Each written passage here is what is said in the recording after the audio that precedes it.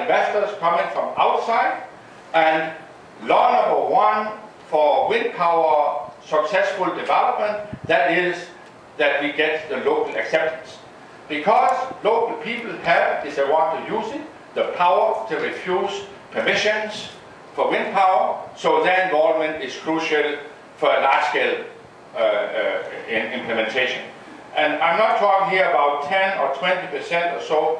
We have to talk about much higher shares, and this is my understanding of this, is that we have to have organizational structures for the community power that leads us to the 100%. And it is possible, but I'm sure it's no longer the technology that are the crucial aspect of this here. That is the way we organize it. This is an illustration of the Danish decentralized structure. The map here to the right side, you see all the dots there. They are local community-owned power, combined heat and power, or district heating companies. If the windmills was there also, that would be really much, but the wind power is not shown on that map here. But that is also everywhere, and that would match extremely well with this much decentralized installations we already have, and would mean that we need not in future to have big transmission systems. A few words about this later on. And here are the technologies we see with the combined heat and power, the local biogas, the wind power, the solar. And what is new here on this picture compared to the previous picture is that the two red things here at the bottom here, and there are already now a number of them. That is a 10 megawatt electric boiler. Some places have 20 megawatt, and we will in future see some much bigger also, where you can dump the local wind peaks in the heating system. Because we have a decentralized heating system with 80% of all space heating, we can also take the wind power in future and dump it. So wind power is in future not just for electricity, it's also for the supply of heat. And I can hardly imagine any other source except for some cheap biomass, but biomass is limited.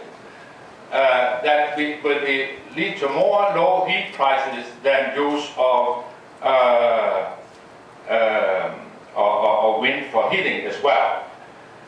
Time is important here also, because by 1st of October this year, the Danish grid responsible is called EnergyNet. This is a state-owned company which is not involved in any power generation, only involved in power transmission, but they have to take all the power generated from big and small electricity producers. And by the 1st of October, they have the authority, this year, they have the authority to stop the wind turbines when there's too much. So can you imagine that we will continue running fossil fuel-based combined heat and power just to supply people for the heat, not to supply electricity, but to supply them with heat? We will have fossil fuel-based combined heat and power, and we will stop the wind turbines. But that can be solved by installing these electric boilers.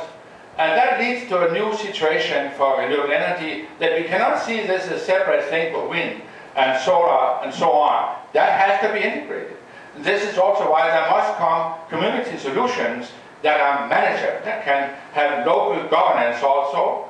And this is one example we see here of this.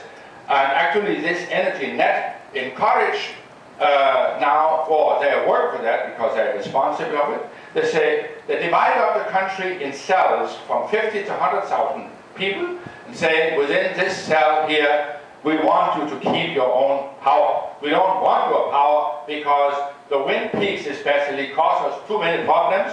We have to build heavy or expensive transmission lines. We have to sell the power to the neighboring countries, and maybe they don't want it at all because they have also too much wind power or too much water in the lakes in the northern countries, Sweden and Norway. So there have to be found new solutions, but it also has to be a new kind of energy management. So, well, what is mentioned here is already said by me. And this is here, the fifth point here, when there's a local surplus of wind electricity, this will be used in combined heating in power plants and replace natural gas and biomass. Also the biomass, okay, and biomass will function as backup storage when wind and solar energy is not sufficient to cover the need for electricity and heating. Okay, this was my presentation. Thank you very much. Thank you very much.